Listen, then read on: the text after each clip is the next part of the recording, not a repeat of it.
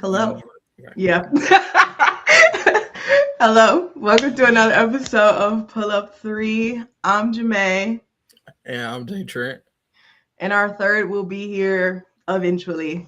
Today we're going to talk about the Minnesota Lynx who are on like a 5-game win streak right now. They How did Cheryl do it? I guess we'll figure that out.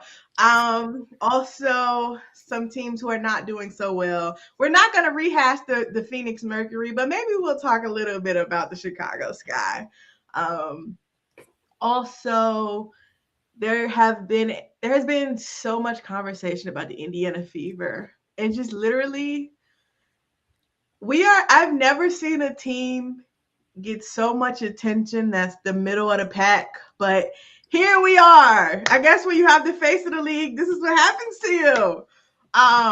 So we'll get into some of the conversation that's been around this team and around Stephanie White. And are people overreacting or are they not? We'll get into that too.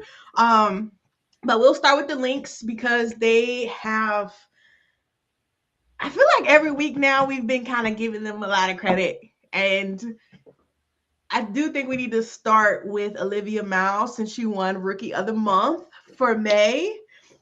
She is still. We've already said she's the front runner for um, Rookie of the Year, so it's kind of was only right. But I do think we got some stiff competition. We will get to that too eventually. absolutely. Uh, but yeah, Minnesota Lynx. So again, and like this is also going to be a testament to Cheryl Reeve and her position in the Coach of the Year race. Because in the off season, all the talk about the Lynx was about the players that they lost, and there was a lot of conversation about Fee is gonna miss time, Alana Smith is gone, Natasha Heideman's gone, you lost Bridget. Like there's how can I remember, was it two starters that left, but like a good chunk of the bench also. And Yeah, it just does not Bridget and it Atlanta. yeah, more or less it just does not seem to have mattered to this point. Just for like the raw numbers of it all. The Lynx are currently 7-2. They have won 5 in a row. They are they are currently the number 4 offense and number 1 defense in the W so far this year. They are first in terms of net rating. They they on the glass. They are second in rebound rate. They're middle of the pack when it comes to turning the ball over, which I think is impressive when you got a rookie point guard because the learning curve is there for rookies. Olivia Miles has really hit the ground running this season. Like she kind of, not to say that she hasn't, she doesn't have anything to work on, or that there aren't like more to add to her game, but she's been so much more comfortable than I anticipated. I did pick her to be rookie of the year. She was my pick at the beginning of the season. I did not expect her to look this good this early. So that's a testament to her, a testament to the scheme and the way that they play. Also, the fact that Minnesota has just been able to plug in Natasha Howard and Nia Coffey and give them major roles, and they've been able to come in and be effective, and they've been able to hold their own against some of the tougher teams in the league. Like they they did lose to Atlanta when they played the first time, and they get back in a major way. It was actually while we were recording last week that Minnesota played Atlanta, and Minnesota took care of business, unfortunately. But good for them. Not great for me, but good for them. And the Lynx are number 2 in the league in points per game, behind only the Indiana Fever, who we'll get to later. They don't take a lot of threes.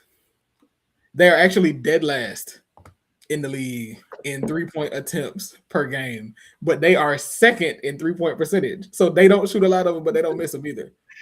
Well, So it's like, I mean, you got that means you got a roster that's picking their spots, and you can't really be mad at that.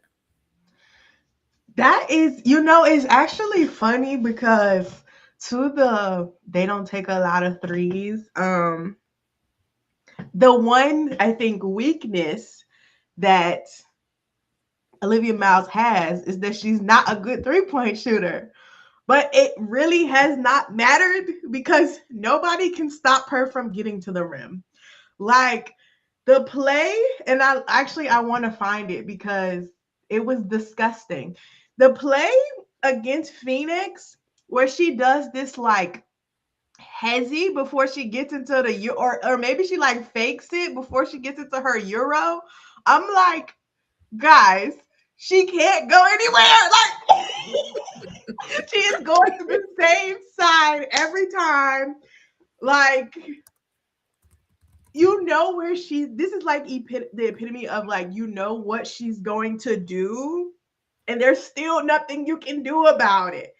Um, I, I gotta find this play. It was gross. I was like, I can't believe she just did this. And and also to the picking their shots and their efficiency or whatever. Courtney Williams.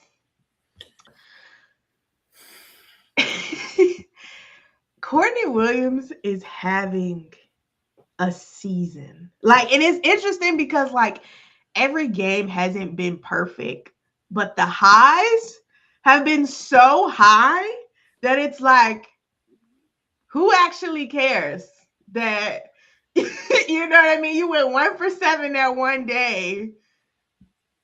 Your team is winning, and she's now shot 90% from the floor. She had a game where she shot, hold on.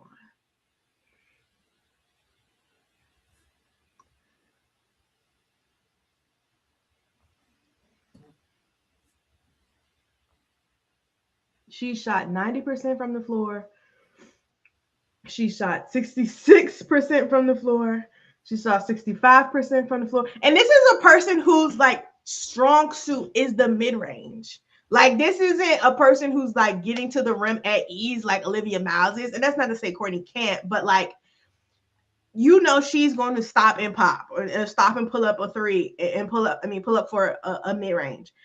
And like the night she shot 90%, she was, what is that?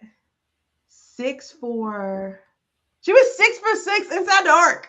like, what do you mean that you got, like, you hit every mid-range shot you took? Like, what do you mean that was the outcome? What do you mean that the night you shot, like, this has actually been kind of absurd. The other night when she shot 65%, she was 13 from 20, and she was 3 for 3 from the 3-point line. But even if we do the math, that's what, 10 for 17? Like, 10 for 17 is like what you hope for, like your center. You hope for like your elite center. That's elite center numbers put in range. And she is mostly hitting mid-range shots. Like, this is actually incredible. She hasn't shot under 35%, which again, the thing that's really tipping the scales is the 3-point percentage, which again doesn't make sense. But it's like she's been putting on a masterclass of shooting, and I can't say more, but I can go on forever. Like, she hasn't made our top performers list, but we might owe her a special mixtape because if not, I'm sure she's gonna give us a performance to make us be like, oh, my fault. Like, also the Lynx are also just the most efficient team in the league this season. They're the only team shooting above 50% from the field overall. And Courtney Williams is currently shooting. I have to look at her percentages inside the arc. And we've talked about Courtney Williams' shot diet and how she does live off the mid range. 73% of her shot attempts come inside the arc. So it's like she knows what spot she wants to get to. And it's the fact that she's been able to be so effective in that regard, especially when the scouting report is out there and everybody's aware that that's where she wants to get to. That's where she wants to get her shots from. She's currently shooting 52% inside the arc. That would be the best mark of her career if that holds.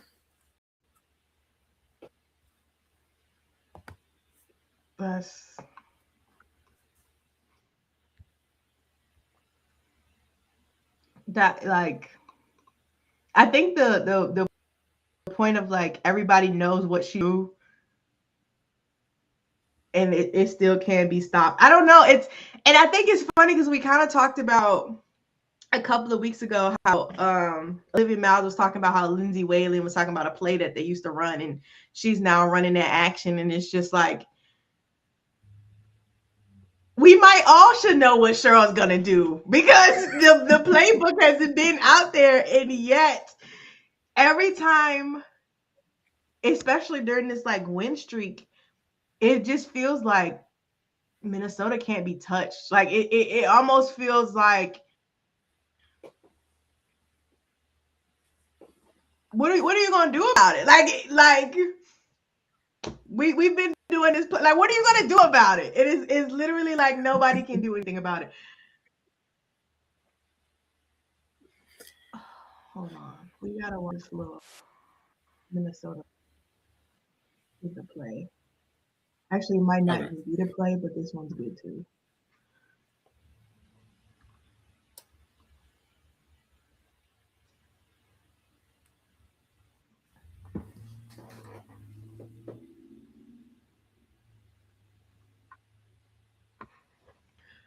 Oh, nice headsy. Miles with the hoop.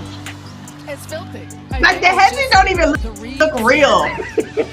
Miles hits the accelerator down the lane. Nobody home. And she like double clutching and shit. Like it don't even look. It's the fact. No, like hold on. It's the fact that she's able to.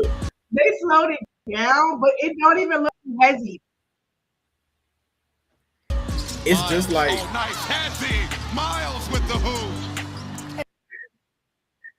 And like Linskin's jump, like it's so it's like, I mean, it's not so, because like that's how you're supposed to defend, but damn, it is, and it's such a subtle move because it's probably like what they're expecting is because they're probably telling you, okay, when she drives, she likes to do this. So it's like just that little stutter is like, okay, she finna stop and pull up.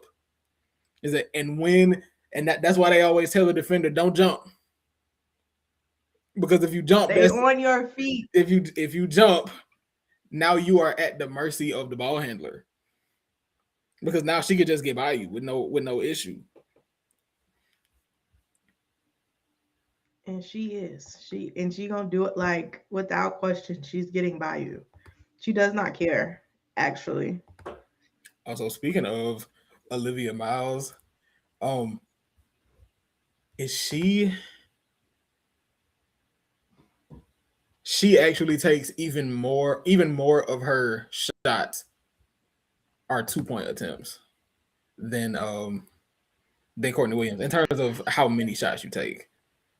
Olivia Miles is shooting 49% from the field. She's shooting 58% inside the arc, and 81% of her shot attempts are inside the arc. Bro, I don't even think I've seen Olivia Miles take a three. And I'm not even trying to be funny. Like, I legitimately cannot think of a single game she's played this year where she's taken a three.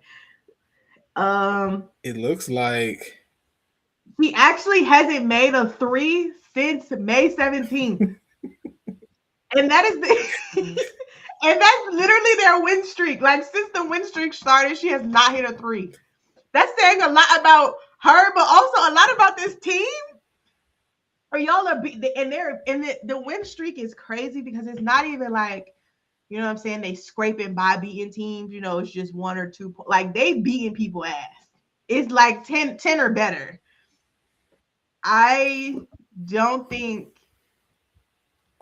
I've seen a level of dominance this early with a team that, you know, we gonna get to our tier list, and we kind of thought that the Lynx would still be a playoff team, right? Like we thought that they were still a solid team. You still have Cheryl Reed, you still have Courtney and and Kayla McBride, but like they're at the top of the standings, and it really feels like nobody touching them for real, and that is kind of scary to think because they don't even have their best player. Like Nafisa Collier is injured, and the streets was saying she was supposed to come back in June, I think.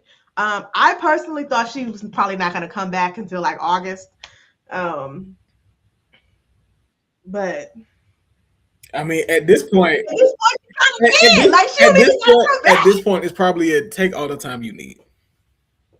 Legitimately take like, and it's funny that because who you rushing it's for? funny that going into the season, the conversation surrounding Nafisa Collier and her in Minnesota, it was kind of a, oh, this might be the end of the road for her in Minnesota. Because oh, what did I do? Did I do that? I don't know. You can still see me though, right? Yeah. Okay. But people had kind of been hinting that, oh, she seems kind of non-committal when she talks about her relationship with the organization, and maybe she won't be here long term. Maybe this will be the last year there. The way that they look, it's like, why would you not want to be part of that? Like, I can't imagine her looking and saying, okay, this is actually something I'm more interested in being a part of. But we'll see. But that's what I mean. I honestly kind of said that after game 1, like the first game of the season, they lost by 1 point, and like really off the strength of like a bobbled pass. Like they were a bobbled pass away from winning. And I was like, Olivia Miles already looked incredible. Now the scout is going to be out on her eventually, right? But it still kind of feels like you can't do nothing with her. And the passing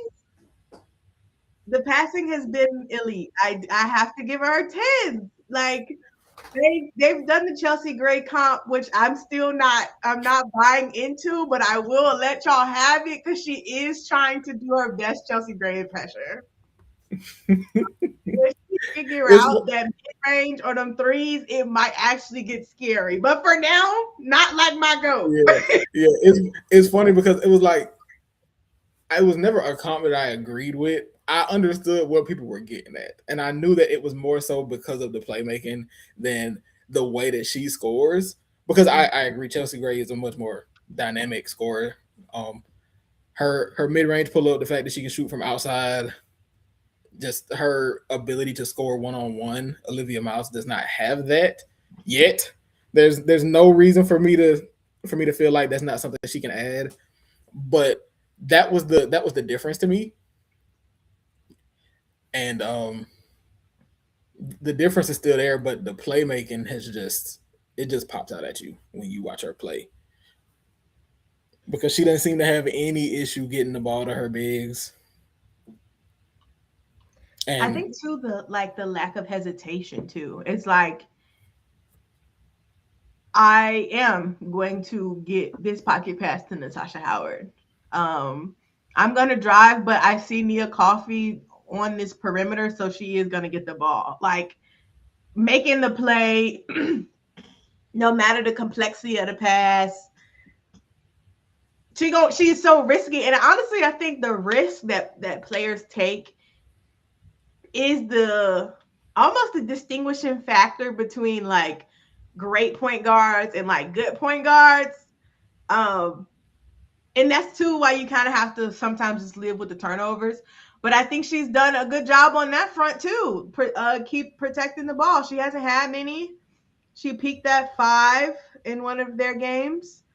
But she's kept it between 2 and 4 most games.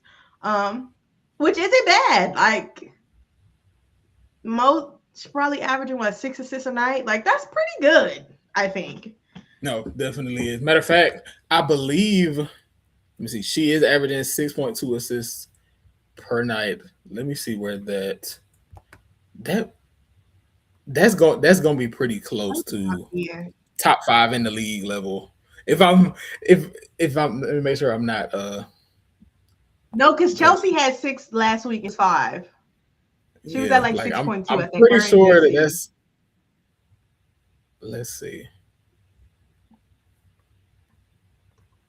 That is 7th in the league right now. 7th. Matter of fact, wait a second, because I think they have to. I think they filter out like by games played. So on basketball rep, she is. Okay. When I on the WNBA website for official leader, she is 6th. She is tied with Kelsey Plum. I think they filtered out Sabrina because she's only played 1 game. Oh yeah. 6th in the league. Is she on the basketball? 6th in the league as a rookie. So more assists per game than Veronica Burton. Than Veronica Burton and Paige Beckers.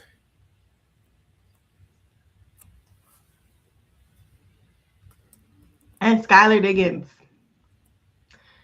Like, I will say the other funny thing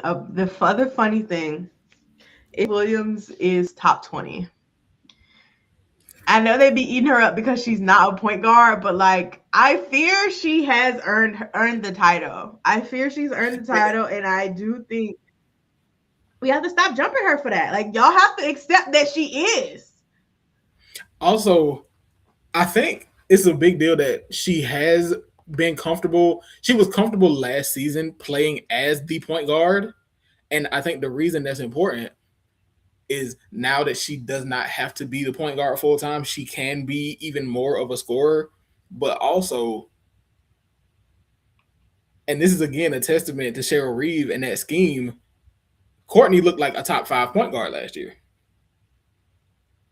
Mm-hmm. So there's something to be said for that.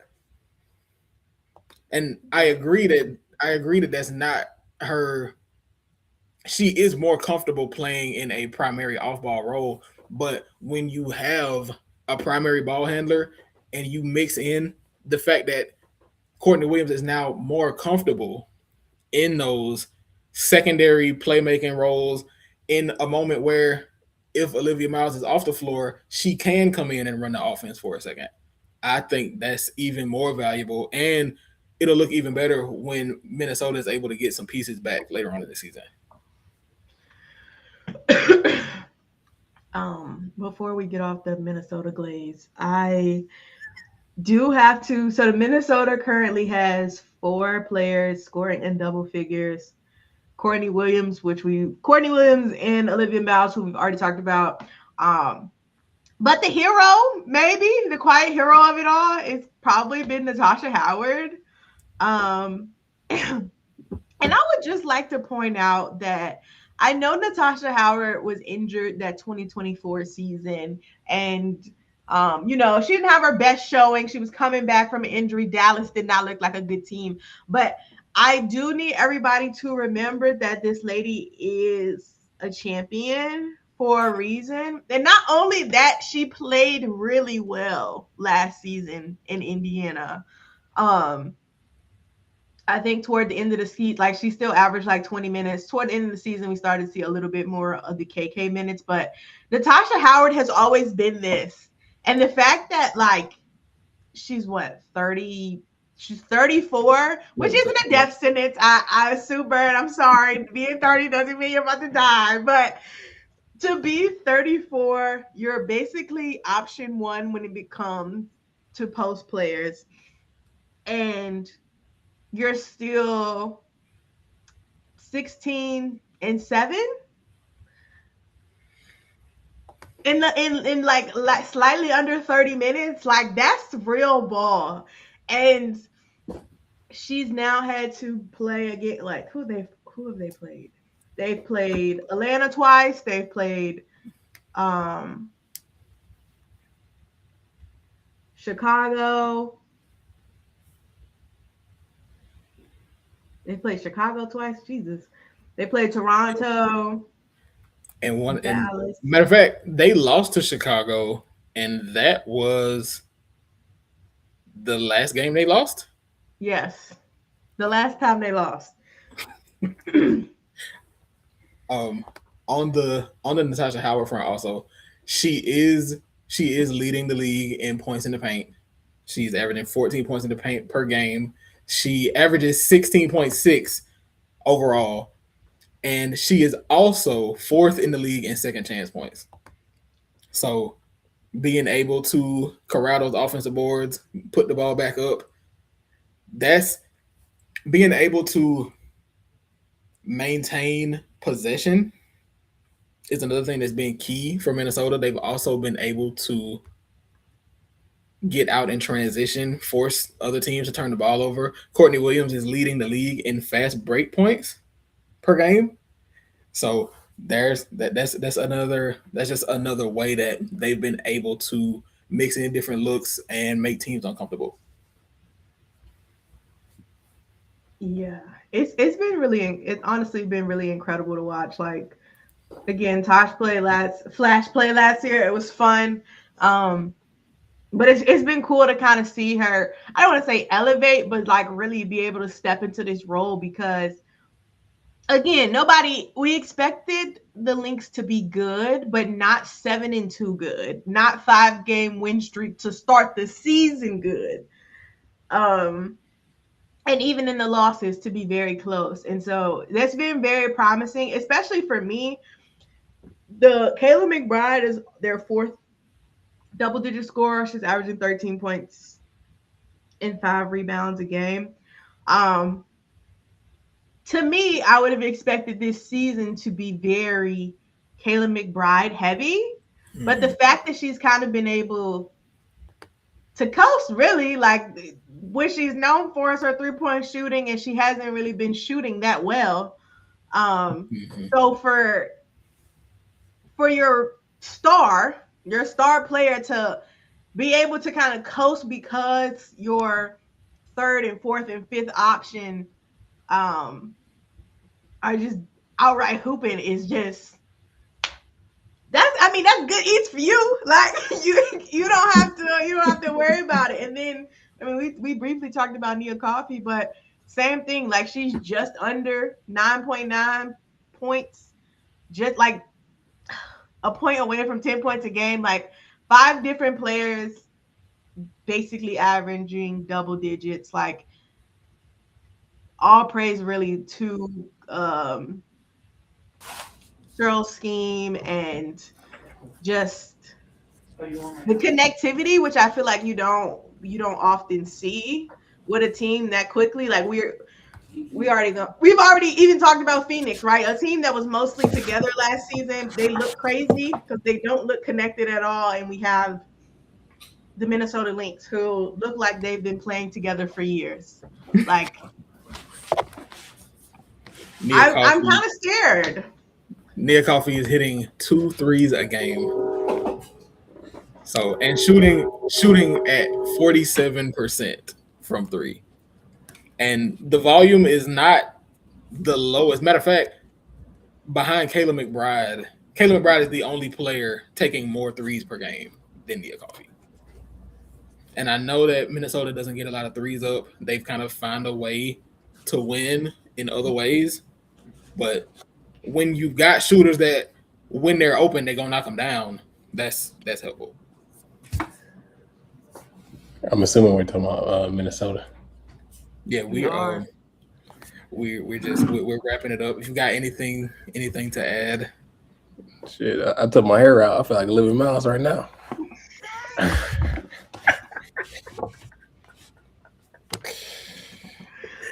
Why would you get? You know what? Anyway. Also, shout out to the Lynx for signing Big Tierra McCowan. Cheryl, you in my good graces for now. You in my good graces. And actually, I'm about to start a campaign for you because Alex Sarama won Coach of the Month. Is that controversial? Well, maybe. I'll say this. I think he's been the best coach, that he's done the best coaching job so far? Maybe not. But I do think when it comes to Coach of the Month, even when it comes to Coach of the Year, it gets skewed by expectations. And people were probably looking at that Portland roster and not expecting them to be very competitive. Them people include me. I mean, including me too. I don't want to. I have to be honest, including me. So I think the fact that Portland has come out and they've been in most of these games, regardless of who they've played, I do think they've given Alex Sarama a lot of credit for that. I give him credit if he didn't just be my team in an embarrassing way. But for now, Cheryl, I'm on your side, sister. 72. Nobody thought you was gonna be good either. You know? I mean, they said no fee, you were dead. And they gave that award to a man. I'm about to start a conspiracy. So speaking of your team. Oof. Brother, I have never.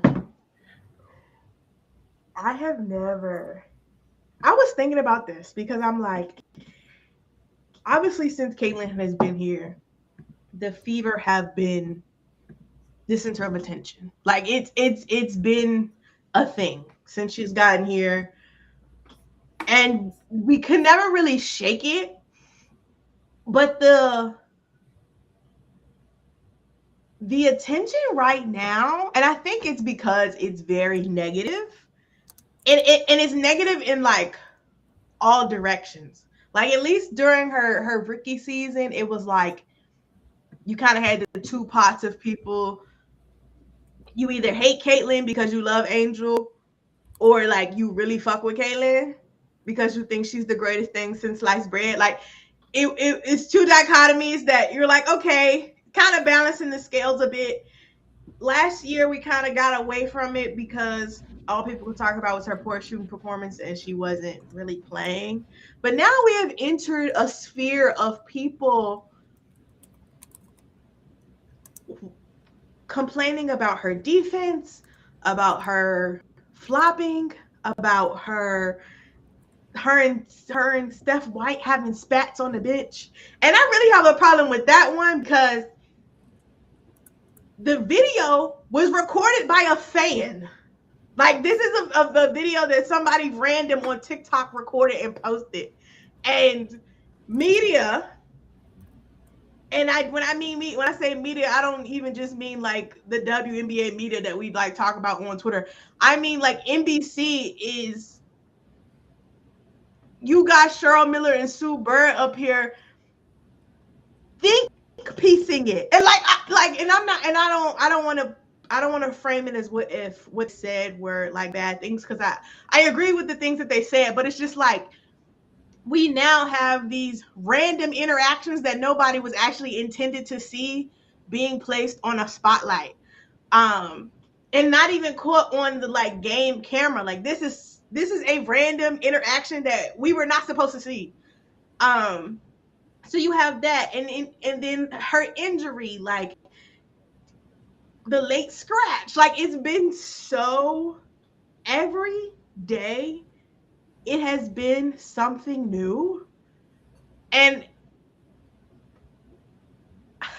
I am not a person to defend a white woman, you know what I mean? Like I'm also of the opinion, like I don't need to defend no millionaire. Like, that's not my brand. Like, Kaylin don't need me to defend her. Like, she gonna be all right. But we're teetering into, like, can everybody be serious for just a sec? Like, are we all okay? Or can we, like, Caitlin, get behind me a little bit? Like, what is going on? and I don't even know if people can really, like, I don't really even know where it came from, right? And I think the thing that's bothering me is that who Caitlin is right now is who she's been since I've started watching her. Like, even at Iowa. She was not a good defender at Iowa. She was whiny as fuck at Iowa. Probably actually worse at Iowa because she really was the star. Like, she was flat out, this is my team, this is my shit, nobody better than me. The flopping, like, for the push-offs, like, she has been the same player the entire time, and I think it's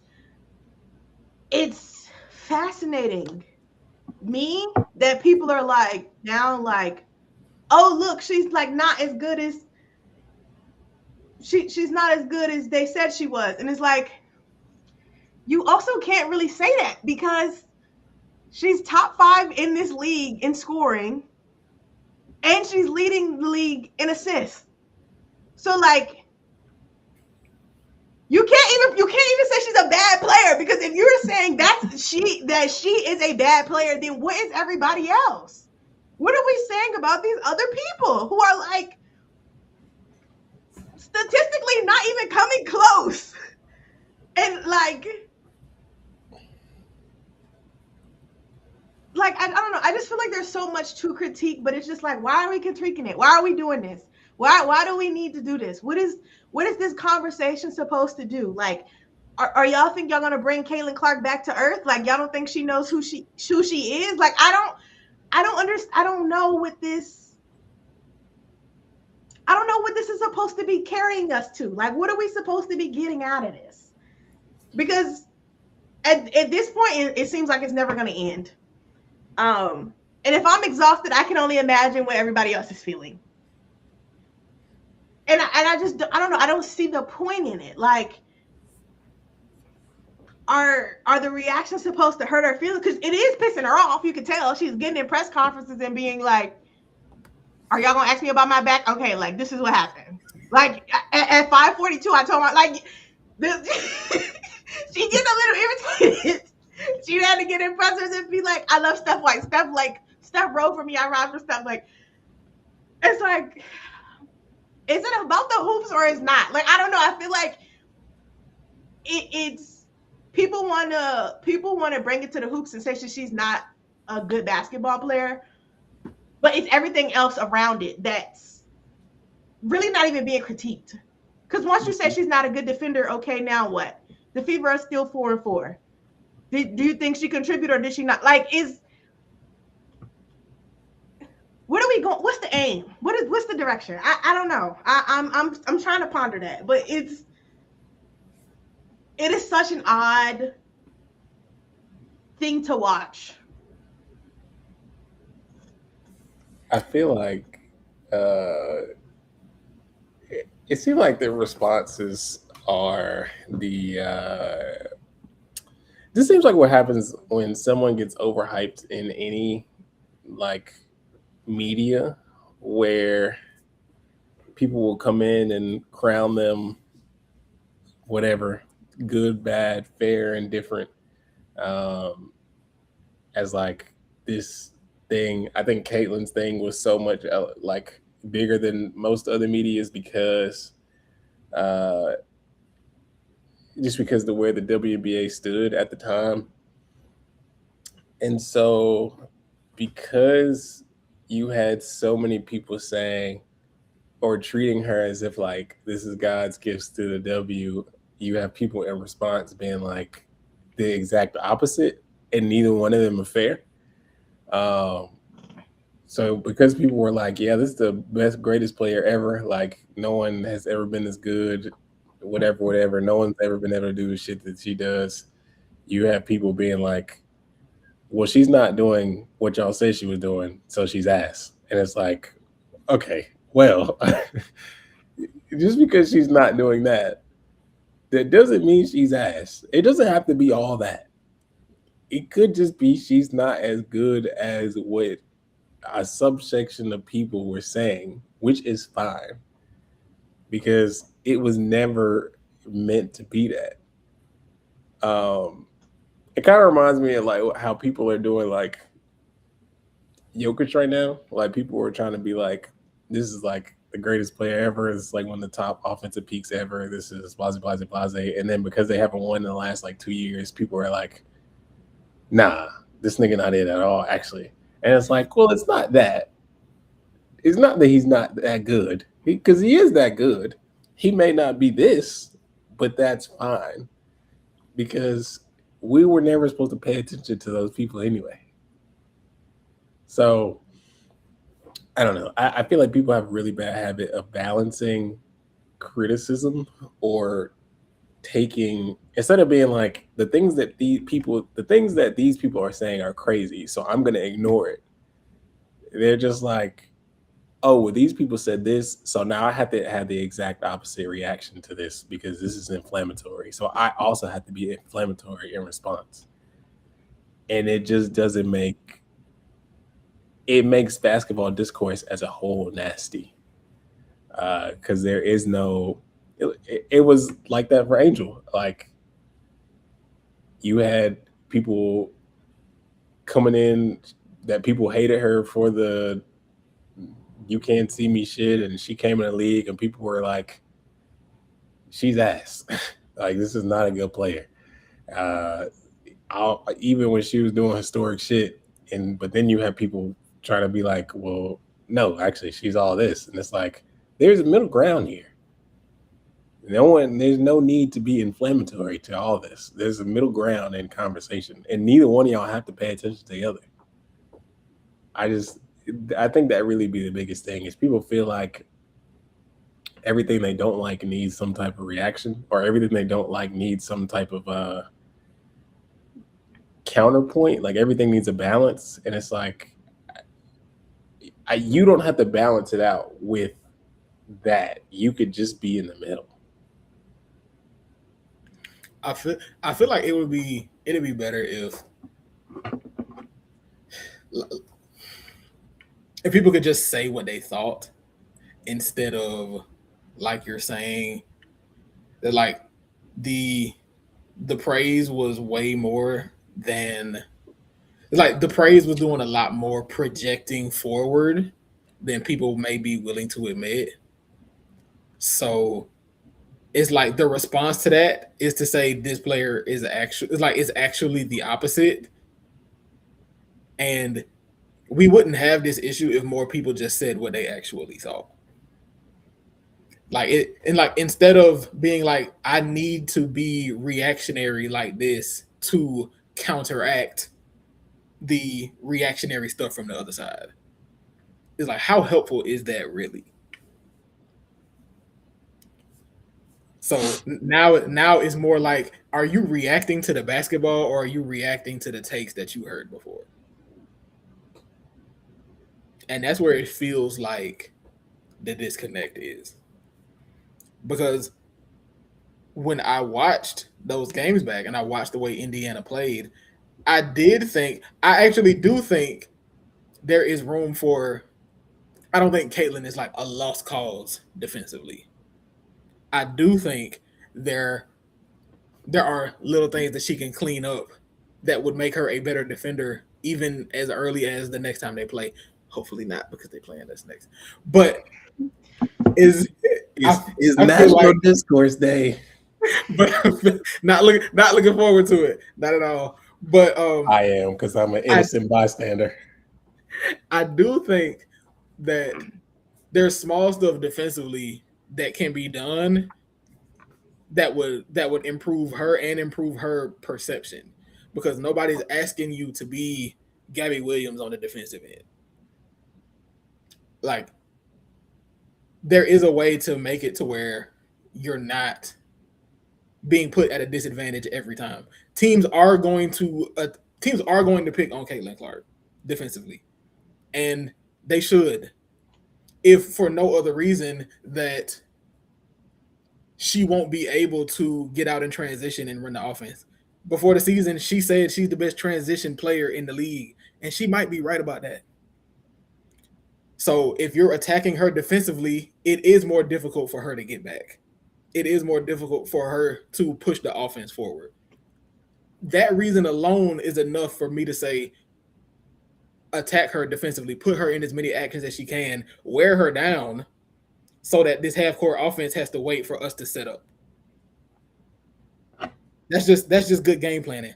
Does that mean that the Fever are going to lose every game? No, it doesn't. Matter of fact, they lead the W in points per game on the season.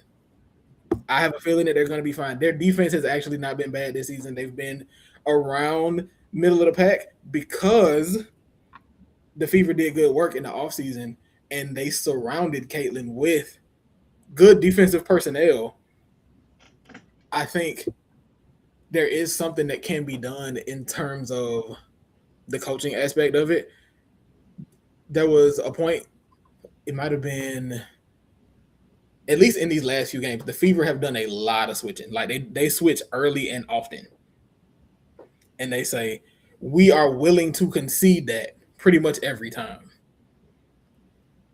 And maybe you want to start back mixing in some drop coverage. Maybe you want to start back mixing in some zone possessions. It just is. We're still early enough in the season where you have to find the balance to get to where you want to get to on that end. But in between that, there's going to be some growing pains there, and there's been a lot of projection. I saw somebody ask, does Stephanie White really want Raven Johnson to be the point guard of the future? And she's just waiting for Caitlin to get out the way. And we don't have to do that. Like we don't have to do that. Especially like I genuinely liked how we constructed our roster. Like, do I need more from Monique Billings right now? Absolutely. But like, everybody else is doing about exactly what I expected them to do. And it hasn't even been perfect. Like, this has been like, oh, we kind of piecing it together, right? With players on minutes restrictions. We are like, how can you have, I don't know. I just don't think you can have the number one offense and then you're concerned that like your head coach wants to get rid of the person leading that offense. Like, I don't think that works. Like, and the purpose of a Ty, of a Raven, is because we know teams are going to try to wear Caitlin down. You have somebody to help with that. Raven and Caitlin can be on the floor together. It looks fine. It actually looks great. I've seen Caitlin get several open shots because Raven can bring the ball down, bring the ball up the floor, and Caitlin can run off a screen, or she can trail, or like she can do different things to put her in a position to score cleanly. Like, this is the point of it. And I do think it's funny, the Portland game, and I'm sure it's because we had just beat Portland and then we turn around and lose to them. I was really disappointed about that Portland performance, but like, the score was actually worse than I feel like the game actually went. And because y'all know, I didn't watch the game live. I watched it a couple of days later. So I had seen all the discourse. I saw the score, seen the discourse, read the box score, and I was like, girl, this don't even make sense. But like, actually sitting back and watching the game, I was like, oh, like, we took 8 straight threes in the first quarter, and Portland took advantage of all of those. And now it's a 20-point game. Like, I unfortunately, unless Portland had a horrendous downfall, we were not coming back from that. And I think the thing that we struggle, because I feel like people are blaming it on Kaylin's defense when in fact, like, it was bad because we didn't rebound. We just didn't rebound. Had we rebounded in that first quarter, like, that game wouldn't even look like that. And to your point, Jeff, people just saying what they needed to say, like, I can say that. Like, I can say we got out rebounded. Like, and it's not going to necessarily show because we cleaned it up the rest of the way. And so it feels like things kind of balanced out. But it's like, had you just played the way we played in the fourth quarter or in the second quarter, like, from the start, the game doesn't look like that. And I don't know.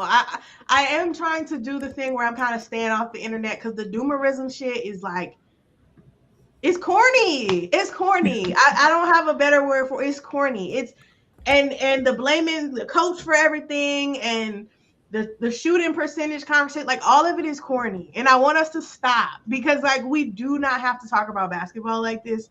You do not have to consume it this way. You also just can't be having fun talking about it like that. Like, okay, Kaylin's a bad defender. Now what? Now what? Okay, she's shooting 30% from the floor. Now what? Is your next inference, oh, she's terrible. She's a terrible basketball player? Okay, well, that conversation's over. Like, what are we hoping to gain from this dialogue? Like, it's just so much more happening in the game, on the floor, that you can actually sit and talk about and critique that the overreactions are just lazy. It's lazy. It's lazy journalism. And I'm tired. I'm tired of it. Because you don't have to do that. And for so many people to, like, pretend like the basketball is the important thing on the floor, like, y'all don't care about it. And that's okay too. You know what I mean? Like, you could I actually would respect people more if they just, like, every day was like, I don't like Caitlin Clark. You can do that. You can do that. Like, I promise you, if you don't like somebody, you don't have to pretend like it's a basketball critique. Just say you don't like her. And let it be. People will still probably jump you for that. So if you feel like you want to argue, like, you can still get it. You can still get off on that. But, like, the faux concern and conversation is just, it's just so lazy, and it's like not helping anybody. I will say, whether it may be fair or not, I think it's so much louder only because of the playoff run last year.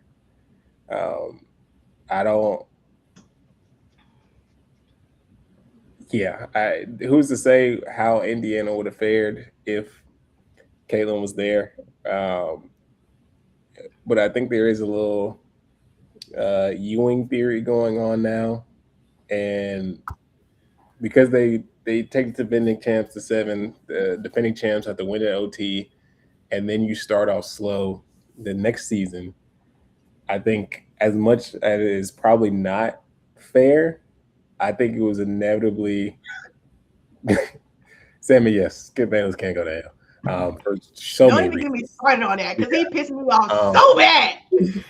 But yeah, I think whether it's fair or not, I think it was going to be an inevitable conversation as soon as the fever started to slip. And the only way that this conversation is going to go away is if the fever go to the finals. And maybe even, like, I really don't think this conversation is going to go away unless they win it all. I feel like this is always going to be in the back of people, because people always end up talking about young players like this anyway. Like, they're so, like, glitz and glamour about them, and then when they don't win within a certain time frame, it's like, oh no, actually they're overrated, and then this young player is better than them, and then it's just a cycle.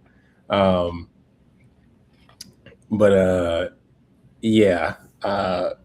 Fever are gonna have to win for this to be over. I honestly just don't think it's gonna matter, because like you just said, we started the season slow.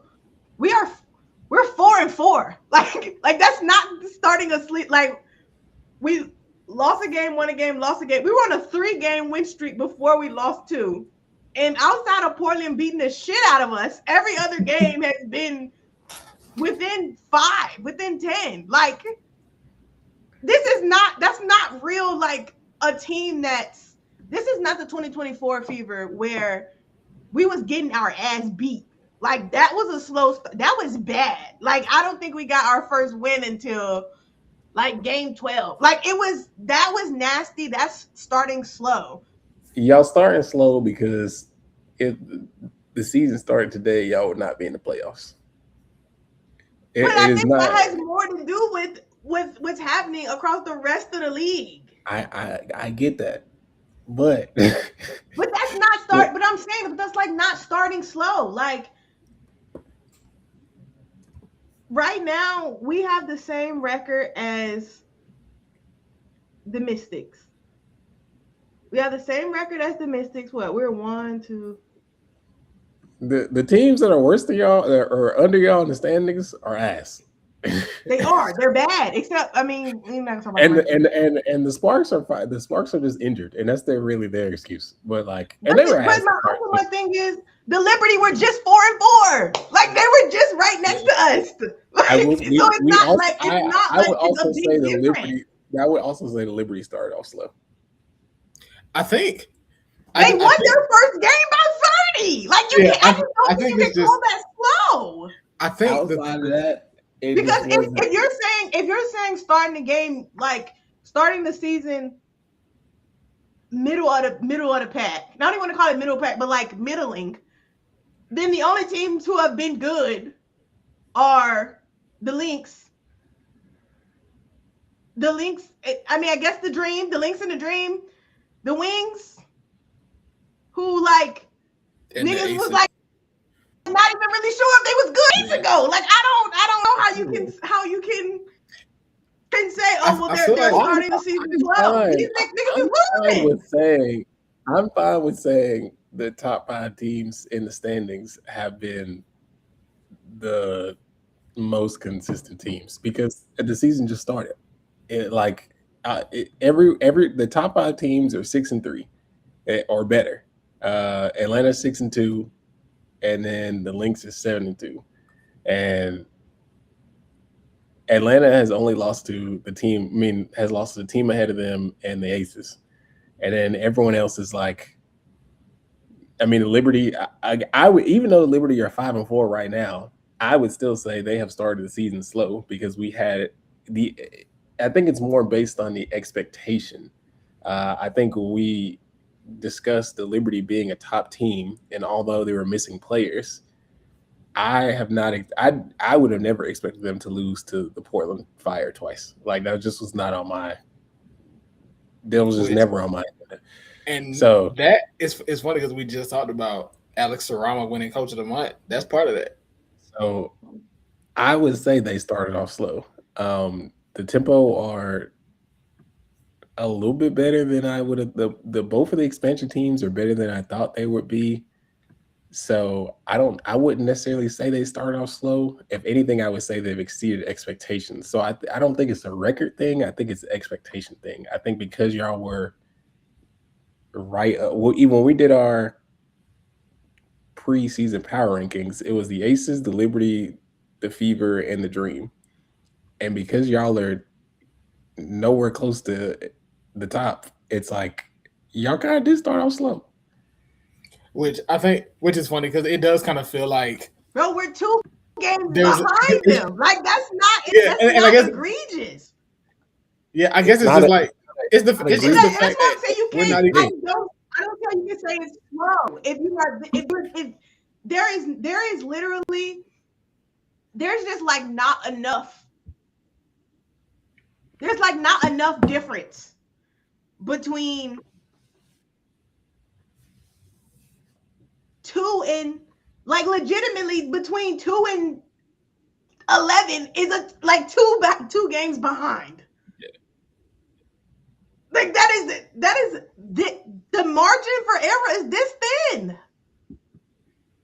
Yeah, I feel like it's because of the expectations. It feels like which is fine. So like even if it is expectation, but like the Liberty and Toronto game just ended. So Toronto is now 5-5, so they're technically the same record as the Fever in terms of win percentage. So that would put the Fever at 7 in the standings. But again, we're talking like there was a half game difference between the two. It was the Fever were half a game behind Toronto because Toronto had played more games. And now they're tied because Toronto lost the game. So 2 teams being 500, and then Portland is 1 game above 500. Now, the 5 teams ahead are the 5 teams ahead. And, of course, there's different things that factor into that. There's noise in it when it comes to the teams that you play and all of that. But I do think people have kind of just they view certain teams under a microscope because of the expectations placed on them to start the season. It does feel like it's funny that it does feel funny that they're kind of that it's being labeled a slow start when they were just 4-2. So like 4-2 turns to 4-4. It's like, okay, what's going on? When honestly, it's just a bump in the road at the most. But we'll see. I mean, they do have to. They have to, figure out what the plan is on both ends of the floor. I actually think they'll be fine. Like everything kind of shakes out in their favor in terms of how well they pass the ball, how well they rebound. Like Jamae said, the reason that they lost the game to Portland was because they not enough possessions. They were losing possessions because they couldn't get rebounds. And the rebound rate for Indiana is going to be what keeps them in games. So when that's off, you lose to a team that people thought you were better than. So it's going to happen throughout the season. It's not the end of the world. We'll see. It does kind of feel like the concern is a bit overblown to me. I would agree. I think I just feel like there's a difference between, like, let's say the season ended today and the Fever were 28 and what's that? Is that 16? Can I do math? Yeah. It's 28-16. 28-16, and then the Toronto Tempo were 28-16. It's like for one of those teams, you're like, damn, you really did that shit. Congratulations. And then for one of those teams, you're probably like, you probably should have won more games. And so you're looking at them a little funny. When the Aces lost 2 games in a row, I was like, what's up with y'all niggas? They won, they lost, they got their heads cracked. They won 4 straight games and they lost 2 straight games. And I was like, what's going on this season? I just feel like it's natural to be like, what's going on with my team? I thought y'all were better than this. And now they won 2 straight games again. So if they inevitably but that's kind of the point of like, we don't have to talk about it like that. Like there's a very real reason why we got our head cracked against Portland. Like there's some very obviously basketball things that are like not unfixable that happened. In the same way that like Vegas lost to Dallas because Asia was bad. Like the shot just was not falling for her that day. That's legitimately probably the biggest difference between them getting a win and them losing. And it's like, it would be different if the reason why you lost was like oh, like Vegas is legitimately a bad team. Like nobody can get score. Nobody like there are a bunch of things that are wrong with the team that they can't get right. But like your superstar has an off shooting night. All right. like, all right. And they kept going to her. So it's like, okay, we want to live and die by that. That's fine. But like, I'm not gonna. I did not look at Vegas losing to Dallas and be like, yeah, them niggas ass, or they started the season too slow. Like, cause to your point, like at that point you could have been like, yeah, these niggas ass, because they would have been 4-3. Like, I was very close to being like, had we lost a third straight game, I'd have been like, these niggas might be ass. I don't know. But that's just me. I just don't think the narratives help with your team specifically because y'all are the most popular WNBA team. They're never going to help.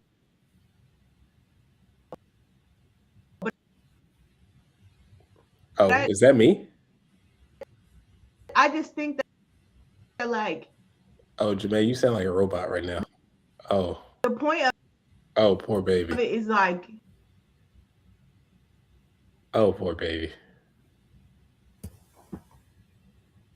Also be... Oh, Jamae, she doesn't even know. Am I dying? Oh, Jay, she doesn't know.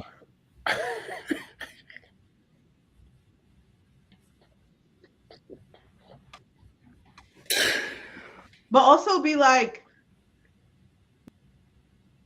we just asked for, is everybody else good?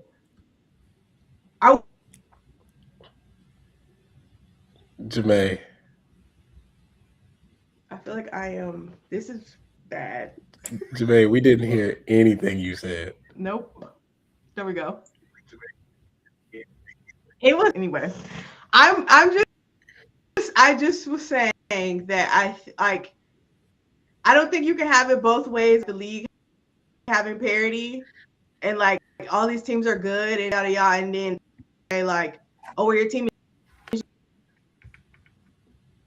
just not cut like that, because if we're beating half of them and losing to half of them,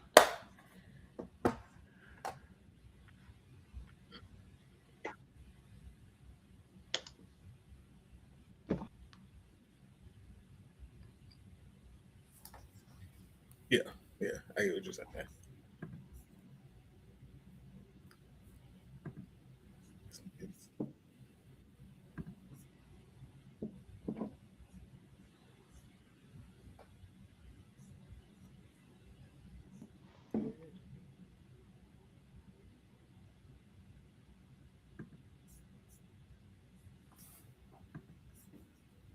Are we good?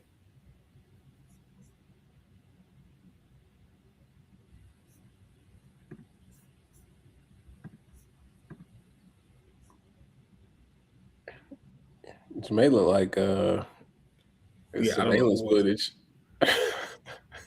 Yeah, I don't know what's going on. Let's see.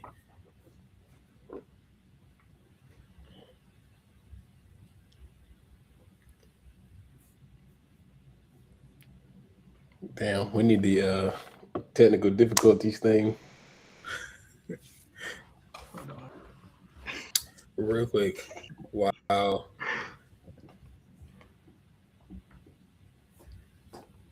Okay. I don't want to close it because like.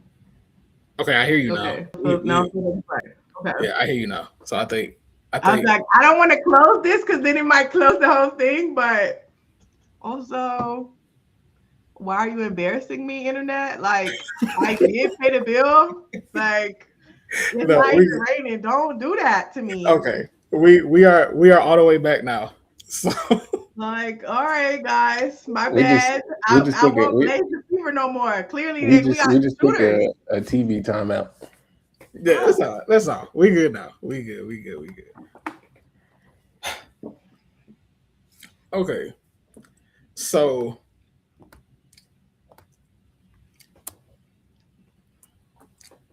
we talked about. We just talked about we briefly mentioned the tier list that we made at the beginning of the season. That was less of a prediction of what the final standings would look like, but more so what our expectations were for the way that each team would perform this season. So since we are about a month into the season, two teams, I believe, have played a quarter of the season so far. And that is I think the Sun are like a game away from being at 11. I think the Sun played their 11th game last night. Okay, yeah. And Portland has also played 11 games. So it's just those two. Phoenix, I believe, plays their 11th game tonight. He gotta play, bro. I feel like Phoenix has played every night. Like every other night, the Phoenix Mercury are playing. Like I'm not defending them because they'd already pissed me off too many times, but like they actually do need to jump Kathy. And I'm not even a blame Kathy person, but like they do need to jump her because this is crazy. Yeah. So yeah, Phoenix plays their 11th game tonight, and so does Seattle. So those will be the teams that are a quarter through the season. They are on a 2, 3, 4, yeah 6-game lose streak. Yeah. If they lose to if they lose Seattle, Nate Tibbetts is getting fired. They have to beat no choice but to get fired. They have to beat Seattle and Portland. Wait. I'm looking at their schedule. They play Seattle, Portland, then they play Golden State, Dallas, the Sparks. I'd imagine Kelsey Plum will be back by then. He's getting nasty quickly. Seattle, and then they play Indiana back to back. These niggas might win like 2 games. If they keep up like this, these niggas might win like 2 more games. They might not even win 2 because if you let Portland get if Portland even feel like they can whoop your ass, it's over for you. That's the thing about beat Seattle twice. The thing about Portland is they feel like they always in it. And that's a scary team to play when you have to win. Bruh. I just can't imagine playing. The Phoenix Mercury have played 10 games and have less wins than the Chicago Sky and the Seattle Storm. Speaking of the Sky, the Sky is falling. Okay, not too much, guys. The Sky are currently 3-6. They're on a 5-game losing streak, and pretty much they've been losing since Rakia got hurt. Because she got hurt in the Minnesota game, right? Mm-hmm. Yes. That was as Ray came back, and that shit has not meant anything. I mean, it does, but it has not. It's interesting. That game kind of being like the inflection point, unfortunately, for both teams because Minnesota has not lost since that game. Yeah. And Chicago has not won since that game. Today is a new day, and the chat says that the Sky should trade for Kamilla Cardoso. And you know what? If Phoenix gets to a point where they're like, you know what, let's pull the plug on this, I would absolutely expect Chicago to ask about Kai. Okay, well then what does Chicago send? Who cares? It do matter a little bit. Hold on. What does Phoenix want? Like with Phoenix, and that's kind of so. And this is where the fact that Chicago was able to bring in those draft picks, I think that'll be a help for them, because I would imagine if Phoenix is trading Kamilla Cardoso, they're probably looking to start over, more or less. So if you're Chicago and you feel like we can add Kalia Copper to whether you want to say we're going to add her to this core of young players who's also looking to be competitive. You can make a competitive offer. You don't have to. You probably don't have to give up the world. The pick equity is going to be the most important. You're going to have to give up. You're going to have to give up some value in terms of the players you send out, but I think it could be worth it for them. Okay, so you mentioned Just because, and I guess the reason I feel that way is because the fact that they have not won a game since Rakia was ruled out is kind of a testament to they need somebody who's just like, I'm gonna just go. My goal is to get to the basket. My goal is to score, and that was kind of Rakia's whole thing. She was kind of, I'm gonna put my head down, and when they need somebody to score, I'm gonna put the shot up. And it feels like that's their biggest need right now. So you mentioned starting over. Does that mean you also get rid of AT and not waste a year of her prime? Yeah. She has what, 2 years left on her contract? Yeah. If that's if Phoenix is looking to start over, they should also. I think they would also be looking to move AT. Okay, so how does AT to the Valkyrie sound? Natalie Nakase would love Alyssa Thomas. I do think they don't have enough. They don't, well, I think no, they have. Like, I'm trying to think of Veronica Burton, Gabby Williams, and AT. No, because I feel like I get that that's the VB and Gabby are the stars, but like their shot creator is Janelle Salon. Yeah. Chechi. And I feel like the thing with Alyssa Thomas is you do need a shot creator. Mm-hmm. And I guess Veronica Burton can go get a bucket. Like, I don't know if I don't think I would call her a shot creator. Okay. Well, how does? Okay. Well, you know what? This goes full circle. AT in Dallas. Oh my god! But you know what? Actually, is so funny is I saw somebody today say trade Enrique to Dallas. I mean, trade Enrique to Phoenix for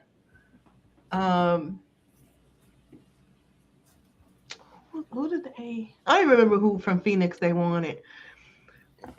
But honestly, an Enrique could help them. Because I don't know. I'm just thinking, like, if you trade AT, you either there's only so many teams you could trade her to, and I'm thinking of teams where, like, if you trade her to like an Aces or a Lynx or a Fever or whatever, I think you change the whole identity of that team, and that's just not going to fly. If you trade her to a team that's trash, well, that team is probably still not going to be good, and then again, you're wasting her prime. So when I'm thinking of the Valkyrie or the Wings, it's like these are two. Obviously, the Valkyrie do have an identity, but they don't necessarily have like a star, I guess. So I think they could easily shift their identity closer to Alyssa Thomas, especially since she plays excellent defense, arguably depoy level. And I think Natalie Nakase, like Jay said, would love that. And I think with Dallas, I think Dallas is trying to form an identity. But I think even if it's with Dallas bigs not being that good besides Jessica Shepard, if you could have AT, Paige, and AZ, and who I don't know who all you is included in that trade, but I think that is AZ's probably would be a dream come true for Alyssa Thomas. That would easily be the best shooter she's ever played with, which is still. I think the way AT plays would have no choice but to make Paige a more aggressive scorer. Because by proxy, I would imagine Arike would be gone. And I think that does benefit all parties. Because I think if Paige is more aggressive as a scorer, then she can be better than niggas that people say she is.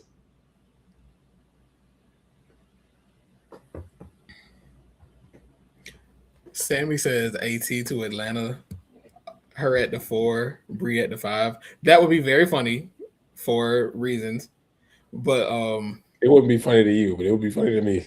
No, what I more so mean is that that's the Connecticut team. Like, but literally, it's literally the Connecticut team. It is the Jordan is Ty Harris. Ryan is a better DB. Like, she says Angel, Medina, and Nas come off the bench? Question mark. I agree. I agree that would be a question. No, because y'all not keeping them people. Y'all are not keeping Angel, Medina, and Nas. That's what I was gonna get at. The reason No way. The reason AT to Atlanta is a no for me is because all of them pieces will not still be there. It just won't be. It won't be happening. I missed the Sky should trade for Kai, and it sounds like they're saying they should put Kamilla in that. And listen, I know Kamilla has had an up and down season, whatever. For me, she hasn't even really had an up and down season. This is what I'm saying. This is narratives. This is what we talk about, narratives. I'm only saying that because I think numbers wise, she's looked great. I think film wise, she do be letting niggas score. The games, the box score looks better than the game looks sometimes. Yes, but that's what. But I think you have to ride Kamilla until I'm not she like a. I'm not going to like dogpile Kamilla. Like she has had like. How do I want to word it? She's had like her lapses. That's the way that I word it. I do think there's something valuable there. I don't think Chicago is in the position now where they're just like, okay, we just need to move on. I don't think so. I think she is far from the reason why they're 3-6. Like far from. Like I think there's too much. There's no. I don't think there's any one person that's a reason why your team has lost 5 in a row. So I think even if she was having bad games this entire time, I couldn't get there because one person does not lose you 5 games in a row. So I also feel like it would be bad business just because they have propped up her as like the cornerstone. It was basically they talked about her and Rakia all off season, and if they were to trade her now, it makes you look really nasty. Sammy, Kamilla to the Aces. Actually, you know what? Let's forget all that. Yes, we can do that. Never mind. Forget everything I just said. Yes, we'll. Yeah, they clearly don't value Kamilla. Actually, correct. Let's get Kamilla to the Aces. You see how they don't respect that. They don't respect that lady at all.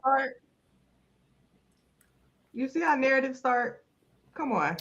I've actually never heard the Chicago Sky say anything good about Kamilla. I know we would appreciate her better than that. Y'all can't even get y'all bitches already complaining about their minutes. Y'all need to focus on your own home. That is one person, and we know the status of that person. Let us not. We know the status. Who we know? We know the status. Sure. I don't think y'all need to focus on your own home. That is not your average person. We know the status of that one person. Becky not even playing nobody outside of her 5 anyway. Like I don't see, and that's what I was gonna say. See, the thing about the Aces is they go into every game like it's game 7 of the finals, which means it might be 2 of y'all coming off the bench in this game. This rotation is 7 deep, and we've only played 7 games. I did think it was funny when they asked her about developmental spots, and she said, "Yeah, we tried to get Leonard, and it didn't work out," which means she was probably like, "Hell no," nah, which is understandable. She said, "Do I want to sit on Vegas bench, or do I want to collect a check from the Atlanta Dream? Collect a check for $2,000." And I'm in Atlanta. The thing about Vegas, it's funny because we've talked about this before. I don't think it was on the pod, or maybe I know it wasn't when I said it this time, but I'm sure it's come up. Vegas don't care about young players. Like they do not value young players. It's like, who cares? We got Asia. Like, you can contribute today, and I mean really contribute. It's like, you finna be over here sitting next to me, hand Asia a water. Like, literally stand up when that 3 go up. Like, bench mob. Like, let's focus. Sammy said they need to give Queen let's focus. A shot. They gave Queen a jersey now. Exactly. It's not even her fault. It's literally just Becky didn't want to play nobody. I do think Becky will play Kamilla. I really do. I do not. I'm not convinced. I'll put it that way. I don't. She like her and Alyssa both foul prone. Like, we see the minutes that Alyssa get good minutes though, but like, we see the minutes that she gets. Leave Kamilla where she at. She is just fine. And if Chicago can get them, see, the problem with and this, I think this is really funny to me about Chicago, is that like, people were calling them old and saying that like the whole team is washed, but the fact that they're really playing so bad, because it's almost like they have to now rely on a JC. You have to rely on an Azare who's coming off injury to be the star. But most importantly, you are relying on Sydney Taylor, who is a rookie, to come in and fill the Rakia role, because she's probably their best shot creator. She's probably the best shot creator, and at least when it comes to creating off the dribble, probably, yeah. Hey, them side steps move me. Them shooting percentages at the end of the game, I'd be ignoring the fuck out of them, because them side steps. But see, you gotta let her grow through them. That's the part of the problem. And the reason, I guess, and I guess the reason why I'm being gracious with her on that is because she is she's in a much bigger role than she projected to have to this point. So I'm willing to be gracious with her. It's like, yeah, she's missing a lot of shots. She has a lot more responsibility than expected. And they're like, look, we need somebody to put these shots up. And right now she's doing that. And she looks like a rookie because she's a rookie. There's no shame. Speaking of Chicago, I don't know if y'all seen that article that came out that was talking about like Chicago had put all this money into injured players. I will say I was not a particular fan, only because what?